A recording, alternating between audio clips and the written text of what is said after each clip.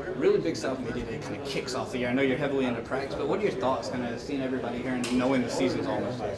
Well, of course it's exciting. You know, we're anticipating another very competitive year in the Big South. There was a lot of parity last year, I think, which was evidenced by how the ending went with the 7th place team winning the conference championship, so that was pretty cool.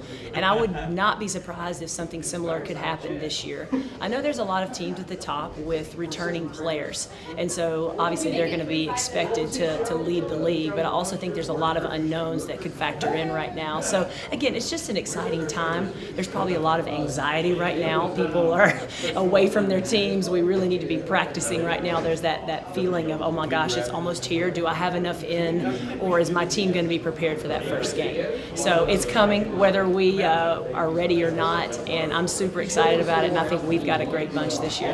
You know, you talked about knowns and unknowns, and we know how good the players should be, but I think some people think of y'all as a little bit of an unknown this year, you know, with some of the players that are on the roster. You know, just kind of talk a little bit about how that's going to factor into what people see early on in the season. Sure. I think people will see, first of all, a lot of our newcomers. We have 4, and all 4 of them, rather, are going to be on the court this year in our non-conference games. Some of that will be due to the availability of players we have, which is not an uncommon thing in women's basketball, and there's some injuries there, so we'll have to see who's available. But I think in terms of us being an unexpected force in the league, I don't know that we'll sneak up on anybody anymore just because we've won 2 championships. At the same time, we lost what we lost. You know, Tiana Knuckles, Shatori Major, KJ Weaver, and Jada Brayboy were a huge piece and a huge reason that we have had such success so far. So I can understand where, we're not going to be expected to do as much as some of the other teams who are returning more players than we are.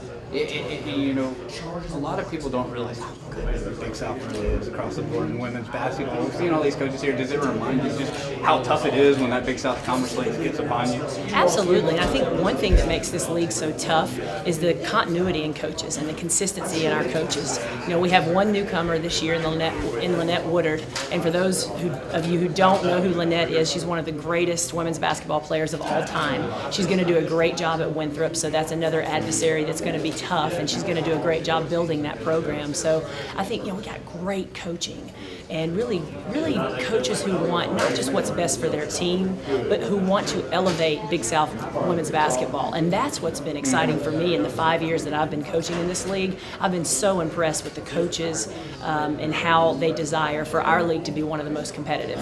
Thanks for your time. Yeah, absolutely.